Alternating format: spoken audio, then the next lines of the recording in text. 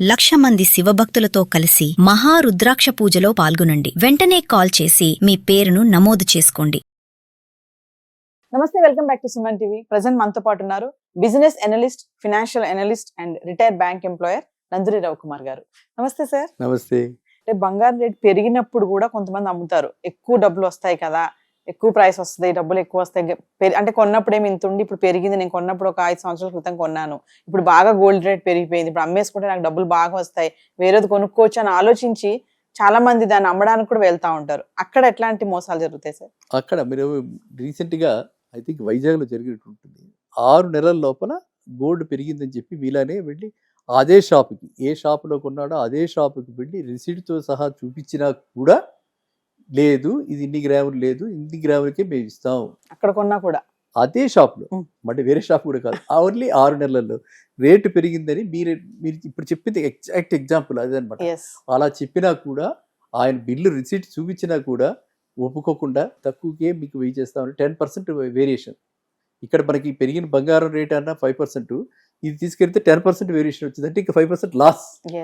ఆయన లభోదిబ్బో అని మీ దగ్గర కొన బంగారానికి మీరు ఇలా చెప్తే అట్లాగా మీరే కదా రాసిచ్చారు ఇవన్నీ చెప్పడం జరిగింది అనమాట. సో ఇలాంటి చాలా రకరకాలైన మోసాలు వస్తున్నాయి కాబట్టి షార్ట్ టర్మ్లో మాత్రం అది పెద్దగా అడ్వాంటేజెస్ కాదు, ఎందుకంటే ఈ వేస్టేజెస్ ఏవైతే ఉన్నాయో.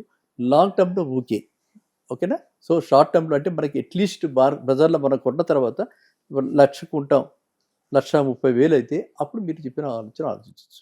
అంతే తప్పితే 1,10,000 వెళ్ళే వెళ్తే అప్పుడు 10% తిరిగే పోతుంది, అది వల్ల గెయిన్ ఏమి ఉండదు. సార్ రీసెంట్ గా ఒక రీసెర్చ్ లో కూడా తెలిసింది, చాలా మంది బంగారం కొనే విషయంలో ఆర్నమెంట్స్ కోసం కొనకుండా, అంటే ఆభరణాల విషయంలో పక్కన పెట్టి ఇన్వెస్ట్మెంట్ పర్పస్ కొనే వాళ్ళ సంఖ్య ఎక్కువగా ఉంది అన్నట్టుగా రీసెంట్ గా ఒక వార్తల్లో కూడా వచ్చాయి సార్, మీరు కూడా చూసే ఉంటారు. అది ఎంత నిజం అంటారు అందులో? కరెక్ట్. ఎందుకంటే స్టాక్ మార్కెట్ అన్నది వాలటాలిటీ తోటి కూడి, చాలా వాలటాలిటీ ఎక్కువగా ఉంది కాబట్టి, అక్కడ ఎక్కువగా డ్యామేజ్ జరిగిపోతుంది కాబట్టి, రియల్ ఎస్టేట్లో గ్రోత్ లేదు కాబట్టి, పడకపోయినా పడ్డా గ్రోత్ అయితే లేదు రియల్ ఎస్టేట్లో లాస్ట్ 2 yearsలో. కాబట్టి మిగతా మూడో ఎసెట్ ఏమిటి? Bullion market. అందుకే ఇంతక్కడ మీకు చెప్పా, ఎసెట్ అలొకేషన్ మారింది. ఇది వరకు 10% కంటే దాటద్దు, గోల్డ్ అండ్ సిల్వర్ కలిపి టోటల్గా మన కార్పొరేషన్ 10% దాటద్దంటే ఇప్పుడు దాన్ని రివైజ్ చేసి 20% చేసి 15 to 20% పెట్టాలి మినిమం. ఎందుకు 15 to 20% పెడితే అక్కడ ఏమన్నా తగ్గినా ఇక్కడ ఇది ఎప్రిషియేట్ అవుతుంది కాబట్టి అది ఒక షాక్ అబ్జర్వర్ లాగా వర్క్ చేస్తుంది, మన పోర్ట్ఫోలియో దెబ్బతింది. అందువల్ల పోర్ట్ఫోలియో రిటర్న్స్ చూస్తాం అనమాట. అంటే మన మామూలుగా అనలిస్ట్ అంతా కూడా ఒక గోల్డ్ మీద ఎంత వచ్చింది, సిల్వర్ మీద ఎంత వచ్చింది, స్టాక్స్ మీద ఎంత వచ్చింది, రియల్ ఎస్టేట్ మీద ఎంత వచ్చింది, ఐసోలేషన్లా కాకుండా ఆ బాస్కెట్ మొత్తం అన్నిటి మీద కలిపి ఎంత రిటర్న్ వచ్చింది. ఒక దాంట్లో తగ్గినా ఇంకో దానిలో పెరిగింది అనుకోండి, ఆఫ్సెట్ చేస్తుంది. అందువల్ల ఇప్పుడు చాలామంది ఆ పెరగటంలో, గోల్డ్ రేటు ఆ విధంగా పెరగటంలో, సిల్వర్ రేటు ఆ విధంగా పుంజుకోవటంలో ఒక ప్రధానమైన కారణం ఏంటంటే మైండ్ సెట్ షిఫ్ట్ అయిపోయి ఇన్వెస్టర్స్ మైండ్ సెట్ గోల్డ్ని ఇదివరకట్లా కాకుండా ఒక సేఫ్ హ్యావెన్లా చూసి ఇన్వెస్ట్మెంట్ పర్పస్కి గోల్డ్ కొంట జరిగింది. అందువల్ల ముదుపుదారులందరూ దీని మీద పట్టడం వల్ల, అండ్ గవర్నమెంట్ కూడా ఇటు పక్కన మన రిజర్వ్ బ్యాంక్ ఆఫ్ ఇండియా ఏమిటి, అటు పక్కన పీపుల్స్ రిపబ్లిక్ ఆఫ్ చైనా ఏమిటి, అటు పక్కన యుఎస్ ఏమిటి, అందరూ కూడా గోల్డ్లో ఇన్వెస్ట్ చేశారు, ట్రెజరీస్లో ఇన్వెస్ట్ చేశారు, హోల్డింగ్ ఎక్కువ అయిపోయింది. దానివల్ల ఆ విధంగా రేటు ఫ్యూల్ అయింది అనమాట. సో ఇప్పుడు ఎప్పుడైతే మన ఇండియా వరకు మనం దెబ్బతిన్నాం కాబట్టి, మన డాలర్ రిజర్వ్స్ తగ్గిపోతున్నాయి కాబట్టి, ఇక్కడి నుంచి విత్డ్రాల్స్ వెళ్ళిపోతున్నాయి కాబట్టి మన ప్రధాని గారు మనకి పిలిపించారు. ఆ ఆకాంక్ష మేరకు, ఆ పిలుపు మేరకు కొంతవరకు ఆగారు, ఎందుకంటే వాళ్ళందరికీ అర్థమైపోయింది ఇప్పుడు ఈయన కనుక ఇంకా ఫర్దర్గా మెజర్స్ టైటన్ చేస్తే ఖచ్చితంగా రేటు పడుతుంది. రేటు ఎలాగోలా పడగొట్టాలని చెప్పి రేటు ఇలాగ ఉండకూడదు, ఇంత డిమాండ్ ఉండకూడదు అనే ఆయన పిలిపించారు కదా. అవసరమైతేనే కొనుక్కోమన్నాడు, అవసరమైతేనే ఫారెన్ ట్రిప్స్ వేయమన్నాడు.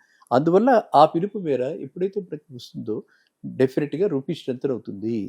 రూపీ స్ట్రెంత్ అయితే మనకి డాలర్ రేటు మనకి తగ్గుతుంది, తగ్గగానే మనకి ఈ రేటు కూడా తగ్గుతుంది అని చెప్పి డాలర్ డిపెండెంట్ ఎకానమీ, డీడాలరైజేషన్ అని చెప్పి డాలర్ నుంచి తీసేద్దాం అని చెప్పి కూడా ఆలోచిస్తున్నారు. అలా చేసినా కూడా గోల్డ్ విలువ తగ్గుతుంది కాబట్టి మనకు ఆ విధమైనటువంటి ఇప్పుడు డిమాండ్ కొంచెం తగ్గింది.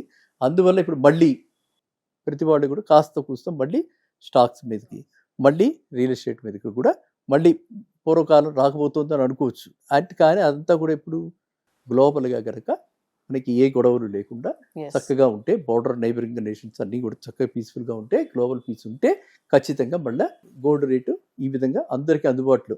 నేనైతే చాలా పర్సనల్గా నేనైతే వెరీ వెరీ హ్యాపీ. ఇది కనుక ₹1,00,000 అయితే ఇంకా హ్యాపీ. ₹1,00,000 అయ్యే ఛాన్సెస్ ఉన్నాయంటారా సార్? మరి ఏంటి నేను చెప్పేది ఆర్నమెంటల్ గోల్డ్ ఎస్, ఆర్నమెంట్స్. అంటే 1,00,000 ఆర్నమెంటల్ గోల్డ్ 1,10,000 దాకా 24 క్యారెట్ గోల్డ్ ఓకే. అయ్యే అవకాశాలు ఉన్నాయి. అండ్ ఇది రాబోయేది ఆషాఢ మాసం కాబట్టి ఈ 2-3 నెలల్లో మనం అది కూడా చూడొచ్చు. ఎస్, ఆ తర్వాత మళ్ళీ పుంజుకుని మళ్ళీ స్ట్రెంత్ అయ్యి మళ్ళీ వెళ్తుంది. ఎస్. ఎందుకంటే అక్కడ మళ్ళీ ఎక్స్పెక్టెడ్ కదా, ఏమి ఎక్కడ ఎంతవరకు కాంపెన్సేషన్ ఇస్తారు ఇరాన్ వాళ్ళకి, ఇరాన్ వాళ్ళు ఎంతవరకు సాటిస్ఫైడ్ అనేది మనకు తెలియదు.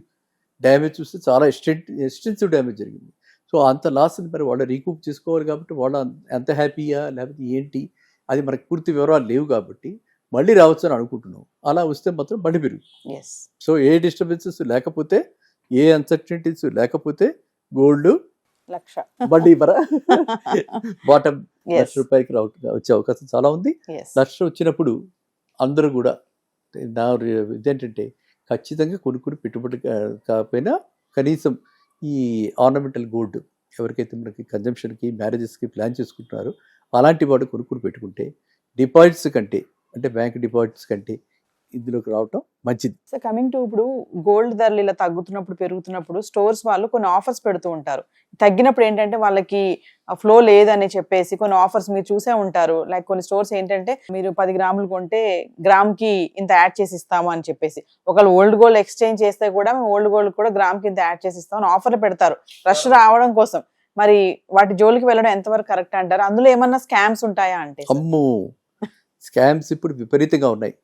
మనం చూసాం ఎంతో మంది చిన్న చిన్న వాళ్ళని, అంటే రిప్యూటెడ్ కంపెనీస్, రిప్యూటెడ్ షాప్స్, పేర్లు చెప్పుకోకూడదు Yes. ఎందుకంటే దొరికిన వాడు దొంగ, దొరకని వాడు దొంగ కాదు కాబట్టి దొంగని మనం అది వీడొక్కడే దొంగలాగా మనం మాట్లాడుకోకూడదు. కాబట్టి మనం ఏంటంటే తెలుసుకోవాల్సింది ఏంటంటే ఈ తరుగులో ఈ 22 క్యారెట్ అని చెప్పి 22 క్యారెట్ 21 చేశారా 20 చేశారా అని తెలుసుకోకుండా మనం తెలుసుకోవడానికి చాలా తక్కువ అవగాహన ఉంది ప్రజల్లో. కాబట్టి అండ్ చాలా మటుకు చాలా మంది ఏంటంటే దాన్ని ట్యాగ్డ్ ప్రైస్ అంటున్నారు, బ్రేకప్ ఇవ్వట్ల. ఆ ట్యాగ్ ఎంత పెడితే అంత కొనుక్కోవాలి. మేము 5% వేసాము, 10% వేసాము, వేస్టేజ్ అంటున్నారు. అది 10 వేసారా, 8 వేసారా, 15 వేసారా మనకు తెలియదు. సో ఈ విధమైన మోసాలు అయితే చాలా జరుగుతున్నాయి. రేట్లు ఎప్పుడైతే పెరిగిపోయాయో మనం చూస్తున్నాం కదా, రియల్ ఎస్టేట్లో ఎన్ని మోసాలు అవుతున్నాయి, ఎంతమంది బోర్డు తిప్పేస్తున్నారు, ఎంతమంది డబుల్ రిజిస్ట్రేషన్ ఇవి చేస్తున్నారు. అంటే రకరకాలైనటువంటి మోసాలు ఎప్పుడైతే రేట్లు పెరుగుతాయో అప్పుడు అక్కడ చోటు చేసుకుంటాయి. కాబట్టి ప్రతి వాళ్ళకి కూడా ఏంటంటే గోల్డ్ తీసుకున్నప్పుడు దాంతోపాటు సర్టిఫికేట్ తీసుకోవాలి, మన కళ్ళెదురుగుండా దాన్ని వెయ్యి చేసుకోవాలి, దాని వెయిట్ ఏంటి, లాస్ ఎంత, దాని మీద మేకింగ్ ఛార్జెస్ ఎంత వేస్తున్నారు, పర్ గ్రామ్ ఎంత వేస్తున్నారు, ఇవన్నీ కూడా బ్రేకప్ తీసుకుని మనం ఇచ్చే బంగారానికి లాస్ ఎంత. మీరు దగ్గర కొనుక్కుంటుంటే లాస్ ఓన్లీ 10%, నా బంగారం తీసుకెళ్ళి పాతది కాబట్టి 20%. ఎందుకు? లాజిక్ ఎలా ఉంది? There is no logic. So ఈ విధంగా వీళ్ళు జిమ్మిక్స్ అనమాట, ఇవన్నీ బిజినెస్ జిమ్మిక్స్. ఒక రకంగా చెప్పాలంటే వాళ్ళు భ్రమపరిచి కూడా మన పాత బంగారాన్ని మన ఇచ్చేయమని భ్రమపరిచి కొత్త బంగారం ఇస్తున్నట్టుగా చేస్తూ ఉంటారు. కాబట్టి అది అంతవరకు అంటే ఆ ట్రాప్లో పడకుండా అవగాహనతో మనకి పాత బంగారం దాన్ని మనం వాడుకోవట్లేదు, ట్రెండ్ మారిపోయింది, కొత్తది తీసుకోవాలనుకుంటున్నాం అనుకున్నప్పుడు మాత్రమే అలాంటి వాటికి వెళ్ళాలి. అంతే తప్ప ఏదో మీరు అన్నట్టుగా ఏదో ఆకర్షణ గురి ఆఫర్స్ అని చెప్పి దానికి అదొక ఆఫర్ అంటే ఆకర్షణే కదా, దానికి అలా మనం భ్రమపడి ఇదేదో వచ్చేస్తుంది కొత్త బంగారం పాత బంగారం ఇచ్చేద్దాం అని చెప్పి తెచ్చుకుంటే ఖచ్చితంగా అది ఒక ట్రాపే. అదొక ట్రాప్. అందులో కూడా నిగూఢమైనటువంటి మోసం ఉంటుంది. అది మనం ఎప్పుడు తీసుకోగలుగుతాం అంటే ఈ బ్రేకప్ అన్ని తీసుకుంటే మనకు అప్పుడు తెలుస్తుంది ఎక్కడ వాళ్ళు మన దగ్గర నుంచి తీసేసుకున్నారు అని తెలుస్తుంది అన్నమాట. ఎందుకంటే తరుగు అన్నది అంతటా యూనిఫామ్ గా ఉండదు. వాళ్ళు 10% తరుగానంటే ఇట్ కెన్ బి ఓన్లీ 7-8%. అది ఆ వృత్తిలో ఉన్న వాళ్ళకి, ఆ నైపుణ్యత కలిగిన వాళ్ళకి ఖచ్చితంగా తెలుస్తుంది. ఆ విధంగా వాళ్ళు ఏంటంటే ఆ 3% చాలు వాళ్ళకి, ఆ గెయిన్ చాలు వాళ్ళకి, మిగతా గెయిన్లు ఏమి లేకపోయినా 3% ఇస్ వెరీ గుడ్ గెయిన్ కదా. సో ఆ విధంగా వాళ్ళు వాల్యూమ్ అంటే ఒక రకంగా పెంచుకుంటూ ఈ విధంగా రకరకాలైనటువంటి ఇప్పుడు మీకు ఆషాఢ మాసంలో మీకు అన్ని ఐ థింక్ మీరు ఎదురు చూస్తున్నట్టు కనిపిస్తుంది నాకైతే. మీరు 1,00,000 అంటే నేను ఇంకా ఆగాల్సి వస్తుంది సార్. అయితే ఇంతవరకే అవుతుందేమో ధర. ఇప్పుడు 12,000 ఉంది గ్రాము, ఇంకా తగ్గదేమో అనుకుంటున్నాం. మీరు 1,00,000 అని చెప్తున్నారు కాబట్టి వచ్చే అవకాశం చాలా ఉంది. అండ్ అప్పుడు డెఫినెట్ గా మీలాంటి వాళ్ళు నేను చెప్పేది ఏంటంటే కొనుక్కోండి, ఫ్రెష్ న్యూ గోల్డ్ కొనుక్కుంటుంటే అక్కడ వేరే ఉంది. ఈ ఎక్స్చేంజ్ అని చెప్పి మనకు వాడుకోగలిగినటువంటిది కూడా ఒక year studs 4-5 grams year studs తీసుకెళ్ళిపోయి 3 గ్రామ్స్కే ఇచ్చేస్తే ఎంత లాస్ మనకి ఎస్ కదా.